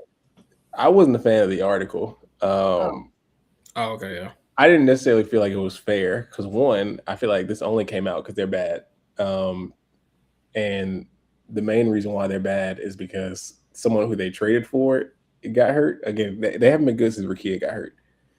Would they have been like phenomenal with her this season? Probably not. But hold on, though, they were off to a hot start. It's hard for you to say that they wouldn't have. No, I can't say they would have been like crazy. I was very high on Chicago coming into the season, but it's not a guarantee that they would have been amazing. But I think they were certainly looked primed to. Rakia looked to be an all-star, all this other stuff. They put JC Sheldon in the picture, and I think JC got hurt in the middle of the season, so I didn't think that really counted. They were talking about Courtney Vandersloot, and Courtney Vandersloot is like, I mean, sure. He was already here, so. Yeah, franchise legend already here. Azrae has came back within 6 games. Like, it's not even like she was gone for that long. The only person who's projected to be out for a while is Dejanay. So it just didn't seem it didn't really seem fair to be like, oh, Chicago's bad because they put all this money and they hurt players. It's like, no, it's like their best scorer is gone, and now they don't really have anyone to fulfill that role besides a rookie. So this doesn't, like, it's not like Dejanay is about to come. If she comes back from injury, she's about to start playing like Rakia. We've kind of already seen what that looks like, and I don't like that. So, I mean, Dejanay is just not. She's not a player who's projected to, like. You're not giving a lot of on-ball offensive responsibility to her, and that's not a knock on her as a player. That's just you can tell when she's comfortable. If like, she was comfortable in the role that she was playing in Minnesota. Because if I'm drafting a 6th person to my team, there's few people I would take over Dejanay. So you think she's like a bench piece, more or less? I think she's probably one of the best bench pieces you can get, as far, or at least like a, not even bench, as far as like a 4th person. I'm not even gonna say 4th option. Just as like a 4th person, someone who could just like come in when needed, backdoor cuts, just play defense. I feel like you can't get much better than that. She just like you said, she doesn't necessarily have the scalability, but I think she plays her role when given better than a lot of other people play theirs. That's fair. That's fair. I can see what you're getting at.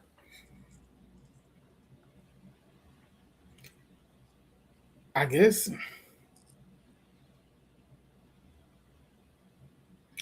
my thing with this guy is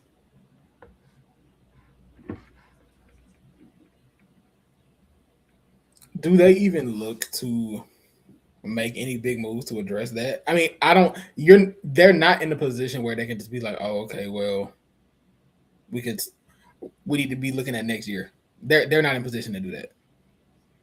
When they made the moves that they made, it was clear that they weren't trying to do that. It was clear that the plan was, we're trying to build a competitive team. And when you have a player suffer a major injury like you do have to recalculate. But I wonder what their goal is for the rest of the season after that.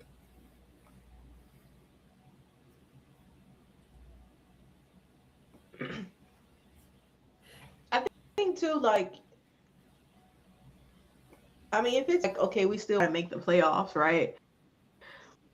It's also like you taking it, and then you also got Gabriela Jaquez, who was playing really well, got injured.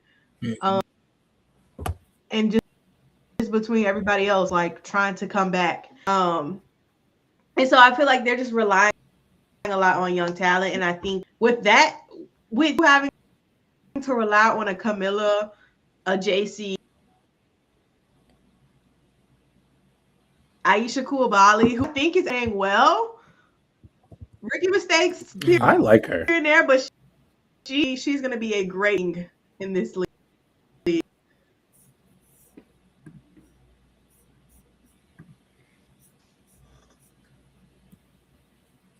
Yeah, I think there's still something to, like, to rely on them to.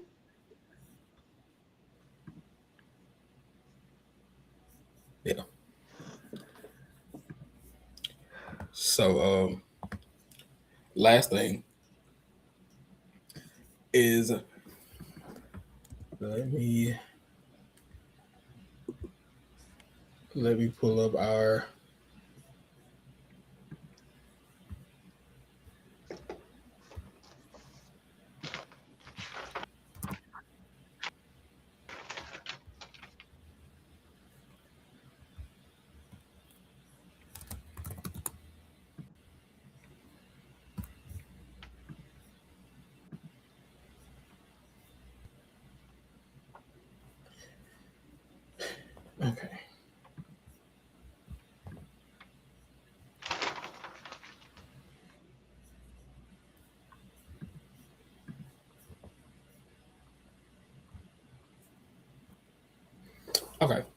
So let's look at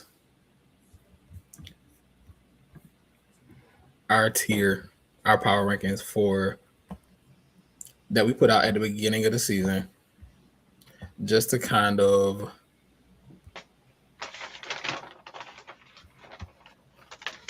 gauge where we at now. So these were our top 3 tiers. We had championship or bust, which was New York and Vegas, dark horses, Indiana and Atlanta, and our middle of the pack, LA, Phoenix, and Minnesota. Before we go to our bottom 3 tiers, how do we feel about these 3 tiers as of right now? Okay, so boom, I can tell you how I feel about it right now. So I'm willing to move the Sparks. It's a lot of, I know we can't have too many in the tier, but I am willing to move the Lynx and the Sparks to dark horse. Really? I know that the Sparks are 4 and 5, but they looked really good when Kelsey Plum. Hold on. Hold on. So are the Sparks on a slow start? Yeah, they were on a slow start, absolutely. But they're dark horses? Because they looked like they were figuring it out when Kelsey Plum was there. And then when Kelsey Plum, I don't think they won a game since she got hurt. Have they? Because they were on a losing streak. Hold on. They lost like they first like. Oh, they are on a 2-game losing streak. They were like 1 and 3. And no, but they beat the Mystics. She won't there for the Mystics. Okay, so that last game I think was the Aces. They lost. They like first. They were, what were they? 1 and 3. They were to start the season. Yes, they were 1 and 3. They were 1 and 3. Then they won 3 straight. And now they lost their last 2. Yeah. They right. Okay. So they look like they will figure some things out. I'm not prone to giving Kelsey Plum props, but she looked really good. And everyone else looked to be kind of filling that out. And then Cam Brink, ever since her coach was talking shit, looked like she'd been figuring some shit out too. So I'm not saying it has to be. I'm saying I'm willing. Now the Lynx scare me because I was gonna say the Lynx might be like a non-negotiable move up. Like they have to be moved up. if them niggas are 7-2 with what they got now, when B get back, them saxophones, those shits get loud.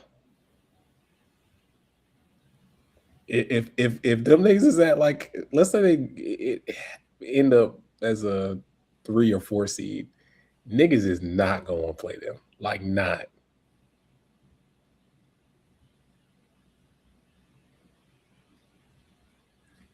Fun fact, the Lynx have not lost a road game. The Aces have not won a home game. They have not. Them playing that many games on the road is crazy.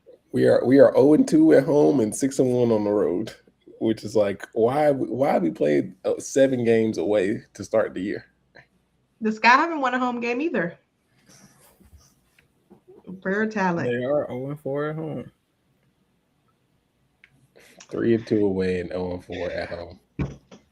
Okay. The Lynx are 5-0 away. The Lynx as dark horses.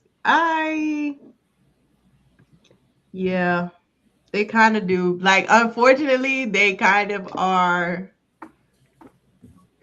They've kind of earned dark horses at this point.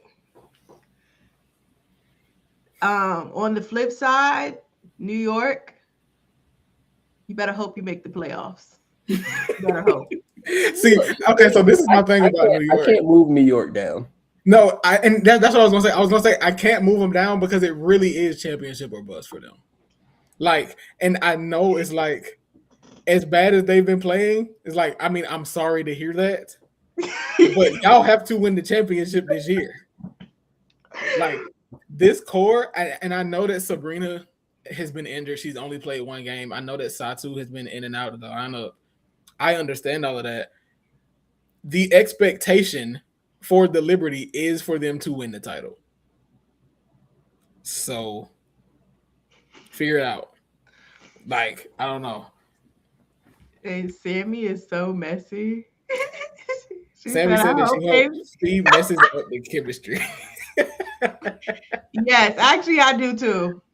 Hopefully they can't play together. Did she really get out of there? I need that actually. B to the aces. Let's get greedy. Don't piss me off. Don't piss me off. Because in fact, the people have already said Fee is trying to make her way to my city. So don't worry about it. And look, who the hell is the Fee? And we talked about this a little bit when we talked about Minnesota, and we were talking about Fee might not end up leaving for real. If Fee decides to be a free agent next year, there will be 14 teams beating down her door. If she says I'm not coming back to Minnesota, every team in the league will be making Fee an offer.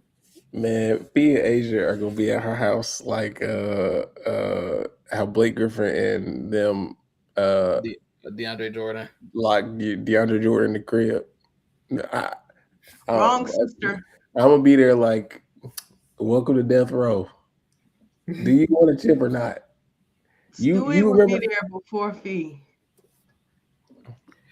Fee gonna end up in Golden State. And I'm not gonna be negative.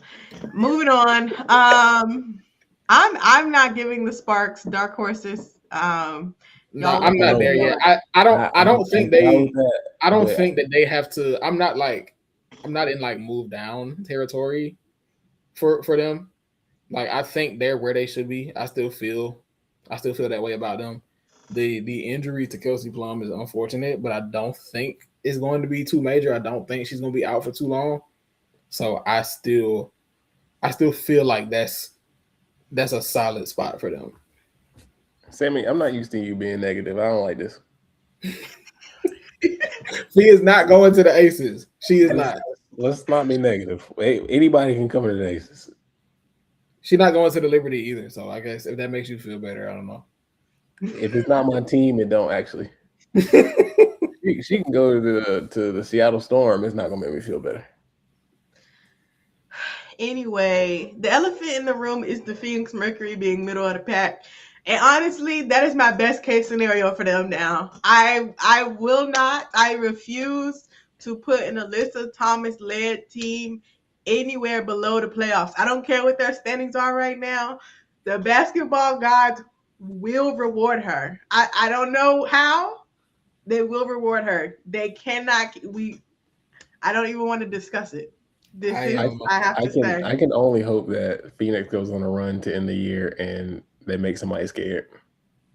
I am worried about Phoenix. It does, and maybe they'll go on a massive losing streak after this and just make me sound ridiculous. But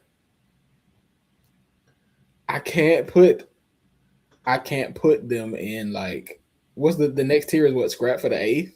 Yeah. That don't even feel right. They don't feel right. Like why are y'all putting me in a position to make you think you're gonna have to fight for the 8th seed? You know what I mean? But know what? That might be like and this is why priors are a thing. Because all the evidence staring me in the face is telling me this team is going to have to scrap to make the playoffs. Everything that I have seen from them so far is like, what's up with them? Like, unfortunately, the numbers are not on their side. Like, they are a team who has started off slow. They're actually, like, statistically, girl, y'all can only really lose 8 more games. So You know what I mean? Like, if we really think about it, they really don't. The margin for error is thin. I kind of want to just like it does feel like I have to be like they might need to go down. Like they kind of like I'm not ready yet. The way that they have played. I'm not ready either. I can't. The way that they've played is like we need to do that, but also it's just like we've seen. It's almost like we've seen this before. I mean, we haven't seen it like this, but I can't bring myself to be like, oh, they're gonna scrap for that now. I can't. Yeah, sorry. They're gonna like sue us. They're gonna have to say, make your own list. I don't know. On my list, they're gonna be in the middle of the pack. Them niggas might have to be bad till All-Star break before I'm like. Oh, now I was gonna say. This real. I was gonna say the end of June going into July, the first episode in July when we have to revisit this again, and we'll be like, maybe we'll be like, all right, y'all won. Y'all won. Phoenix, y'all let me down. Maybe that's where we'll be by then, but we'll see. So the bottom three tiers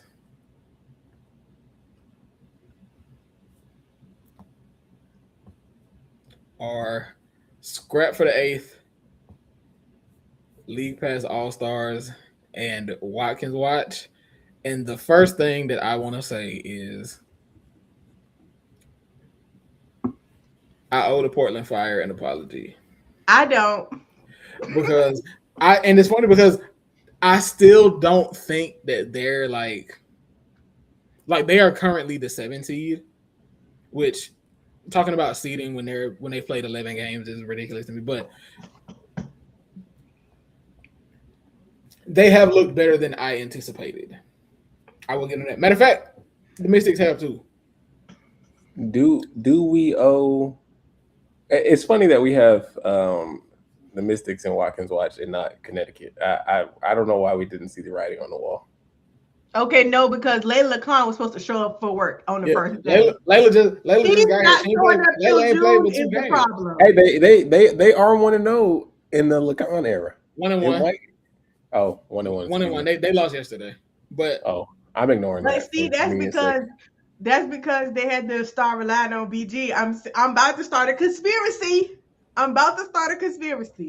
She might need to come on the pod and just let them kids do what they gotta do. Anyway, pod is crazy. It kind of feels okay, but to be fair, I feel like it feels like there is no Watkins Watch. Like there is no intentional Watkins Watch. Like, yeah, no one is tanking right now. Nobody's tanking. I feel like if you're asked, you're asked because.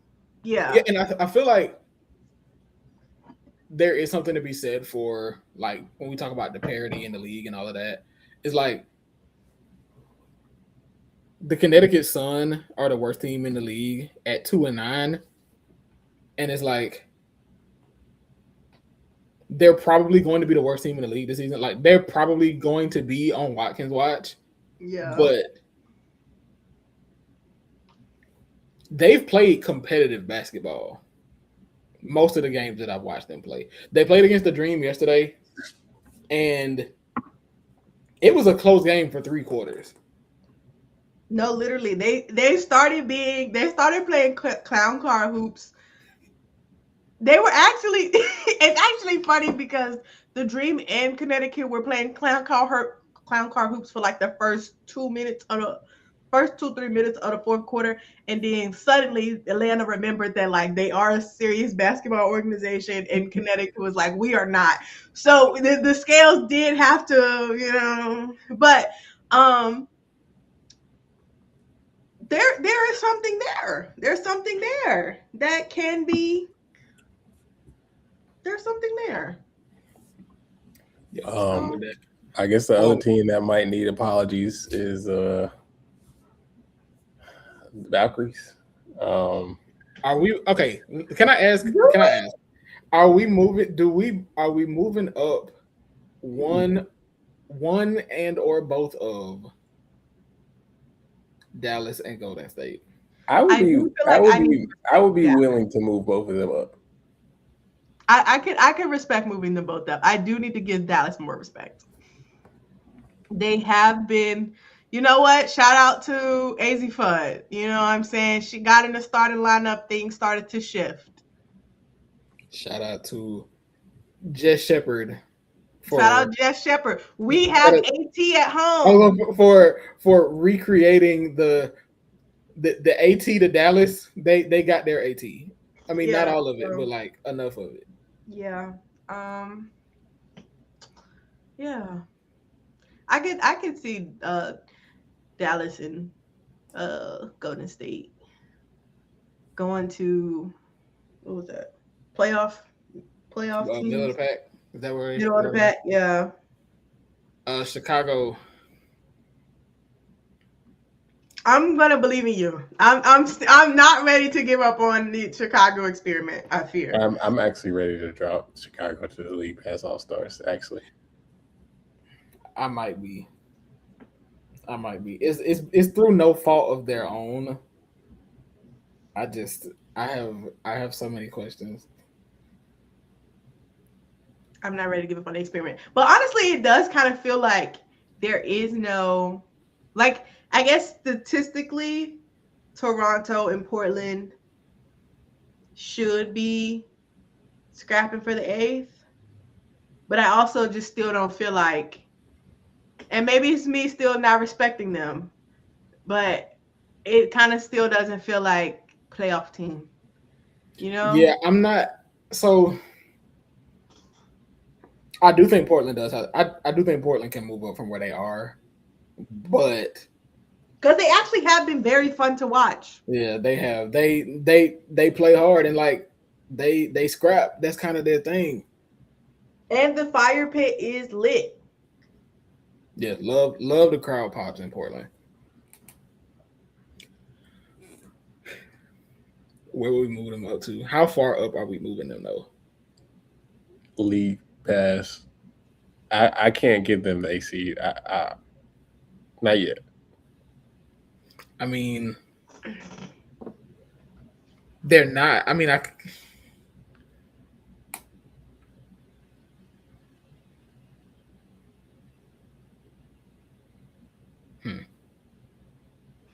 Do y'all think Portland or Toronto is better? Toronto. Really? That's interesting because they're like right next to each other. Like in the standings, they're like half a game apart. I actually kind of think Portland is better. That's tough. I feel like Toronto is too streaky for me. I think that's because I feel like Toronto. It's because their two best players are streaky. I mean, yeah, but like, and that's the problem.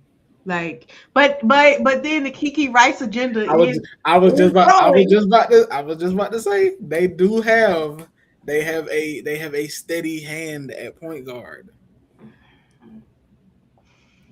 They do. They have a steady hand at point guard. The Tempo are currently 500, which would be the 10th seed. They did just lose to the Liberty.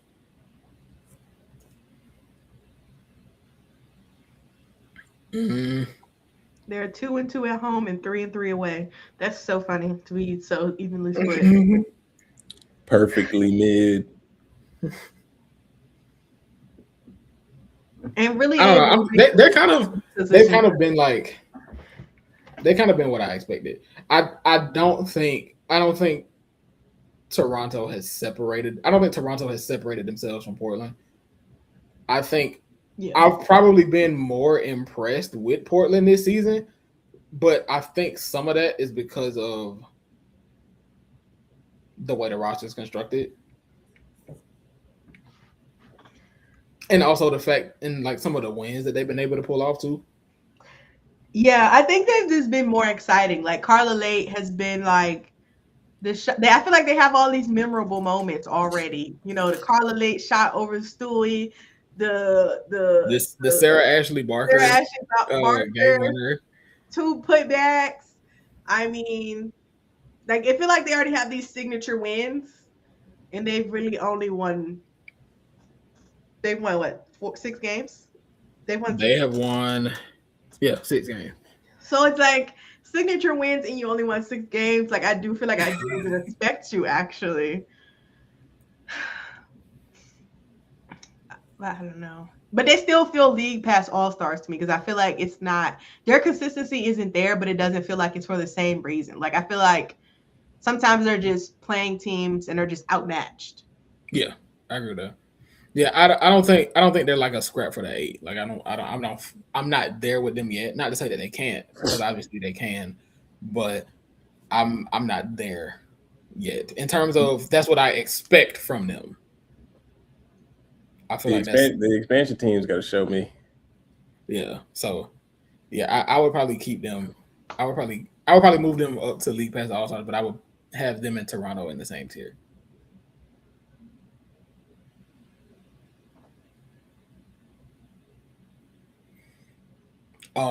What about the Mystics? Because the Mystics are also 500. So they are technically the 8th seed as of right now. I don't know what to make of the Mystics right now. I feel like they were always going to be competitive because this is the same team that was competitive last year, but a little bit younger. Mm-hmm. However, I don't know how much longer that's going to last. Well, I will say I'm concerned about the point guard stuff. I kind of said I didn't like the Sonya Citron experiment, and Georgia hasn't been popping, and I don't think they've really been playing Rory. But Alicia Flores has shown to be very promising, and I would not be at all shocked to see her elevated to a playoff spot. I mean, to a roster spot, and that they just waived Alex Wilson. That's right, they did. Did that also officially made them the youngest team in league history, which is funny. That is crazy. And they're having a great time.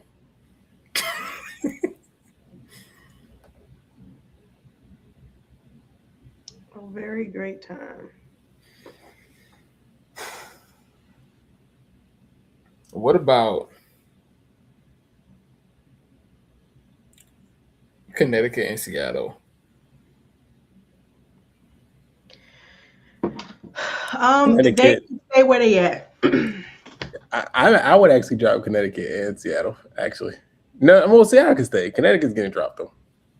I have to see what Seattle looks like when Dom is not in concussion protocol, which is another conspiracy. I don't think it's gonna make a difference personally. When Dom is not hurt and Izzy is not hurt, it's not like I think they'll make the playoffs or anything, but I definitely don't think they'll be as bad as they are, which is making me hesitant to put them in the Watkins watch. But Connecticut is ass. But they're not. That's what I'm saying. They're not that bad. I mean, they're not that bad. Now, but they're to be fair, they have had some awful losses. Yeah. They have had some really bad losses. But I just don't think, like, they are a bad team, but they're not like, I don't know. I feel like I feel like now we're at the point where they're about to be fun. Yeah. They're bad, but they're like, I enjoy watching them because it's like, especially now that Little Lacan is playing, like it does make a difference. Which is so funny to me. I feel like of these bottom 3 rankings, like I feel like actually everybody's a league pass all-star. The other, like, we're not making the playoffs, and you're not. I mean, you are tanking for Juju, but you're not like so bad it's unwatchable. Like I feel like everybody here, we're all just having fun. Yeah, I kind of like all of y'all. I really do. There is something to like about all of y'all. Yeah, We're having a good time. So, some days will be bad, but we here with it.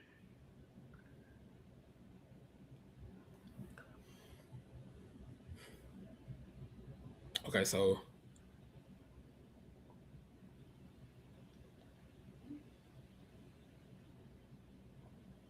does the scrap for the 8th tier have one team in it? The Mercury Like can join them. Who Oh. are we saying? It's the Mercury in the sky? The Mercury in the sky? That's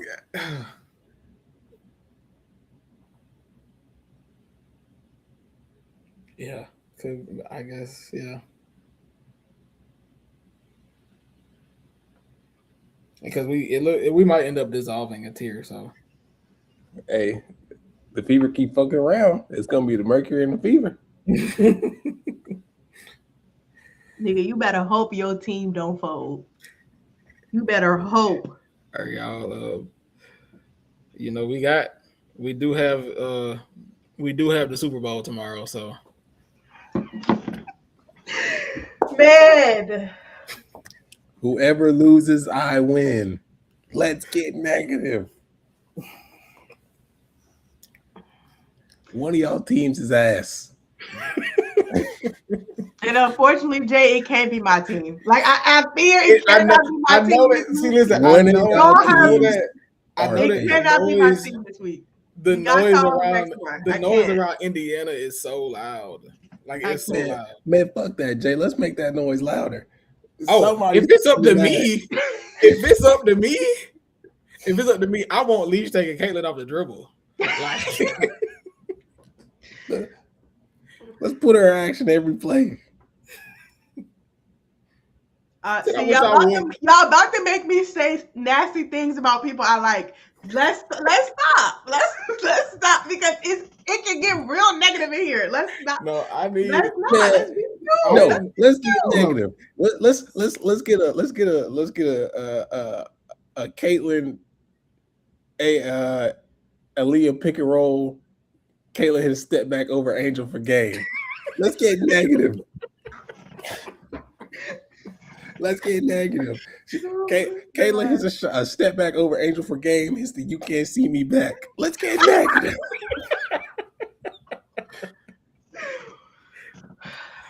oh no. Yeah. Oh no. What a. I can't do the discourse. I fear. I can't. Yeah. Can't do What they say about politics. If you can't do politics, they're gonna do you. If you can't do discourse, the discourse goes. The discourse will do you. It's already beating my ass. Like they already won. Like the discourse is already won. What more do you want from me? You got to get involved. Mm-mm. This is how we got to spin the narratives before it get too bad. Okay, I just in speaking of spinning narratives, the Mercury are leading the Storm 27-19. And guess how many points Natasha Mack has? 11. 12. 10. Oh. 10 points in 10 minutes. Natasha Mack. I need the Mercury to string some wins together so the MIP case can get louder for Natasha Mack. Because yes, she has played well. Y'all as a unit have not played well. Natasha Mack has played well. Very much. Y'all very much like y'all lost like all year. Y'all lost. No, it's been giving y'all love.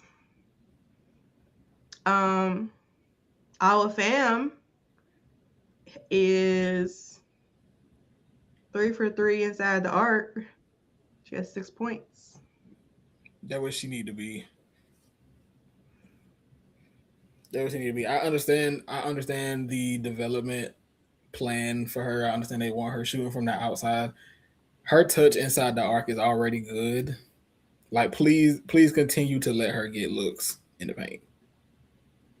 Even the midi is already nice. Like, she got nice touch on the midi. Yeah, not Seattle. Phoenix, let me wake up tomorrow. I hope you ain't pissed me off. Oh, and the game on Amazon. Why is the game on Prime? Oh my yeah, it is. God. The games will be on Prime tomorrow. There are actually 2 games. They're are they? Let me see. It's a doubleheader. Yeah. So Dream Fever will be the first game, and then Golden State, Minnesota Oh, it's a home game for us. will be the night game. Yes, it's a home game for Indiana and a home game for Minnesota.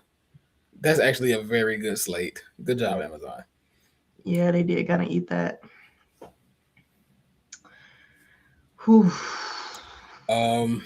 It's very funny, but we have the exact same shooting percentage from 3, 32.1. That's fitting, I think.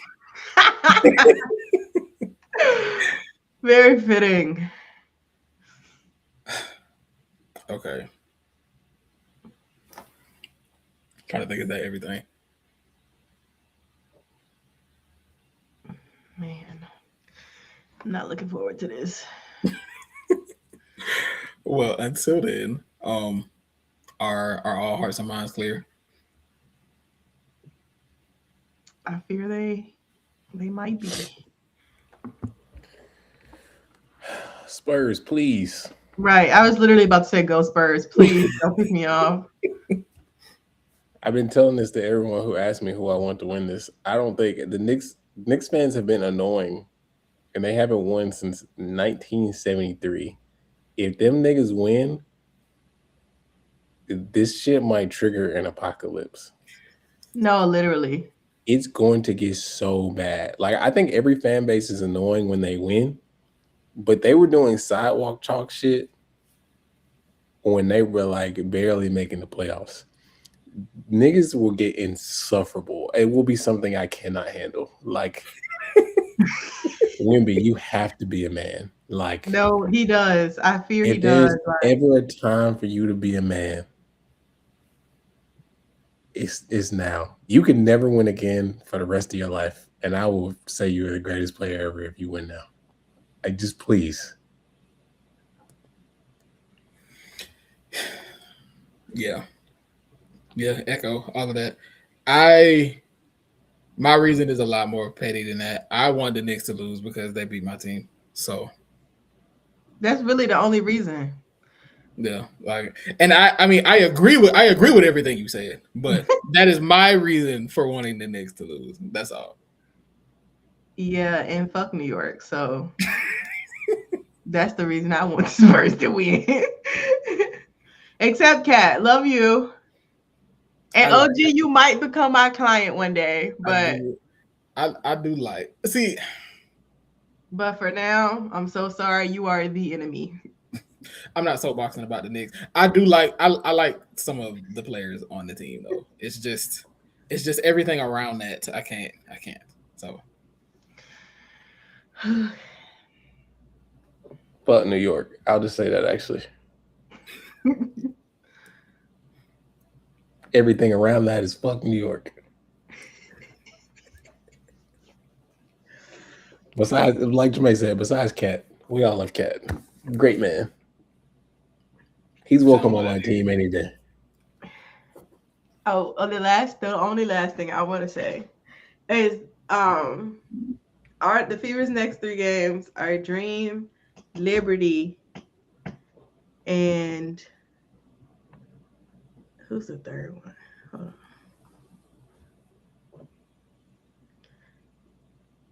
I feel like I gotta do all this to figure out the next game.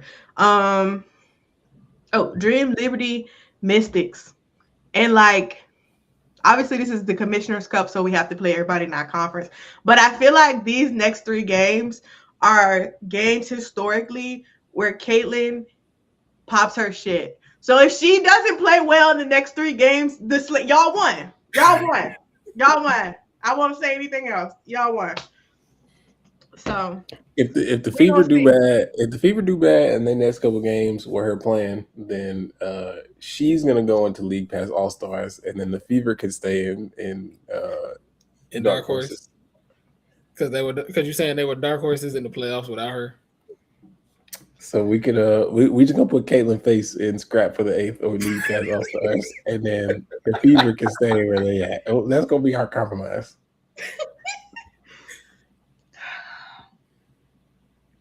Because now it really look like it's you. There's only one common denominator If here. you don't turn up the next 3 games, bro, like y'all went for real. Cause like I'm gonna know something. And we gotta play the Liberty on the road. Like lock in, twin. Yeah, like yeah. All right. Oh yes, Sammy, you absolutely also did make a great point. I do not need niggas to blitz my coach. Oh my god, They already blitzed her, which I thought was crazy. Like, no, listen, they blitzed her and they made the finals. If they win, someone is going to do something egregious to this lady. Please. Please. Leave Becky alone. it's so Wimby. funny. She literally was like, basically like, I said what I said. So good luck to him. Wimby, if you care about women's rights, you will beat the Knicks. You know what? Let me tweet him that. Actually, let's actually turn that up. If you really cared about women's rights, you beat the Knicks. If Wimby loses to the Knicks, he hates women. yeah, we turning that up. We are turning that up.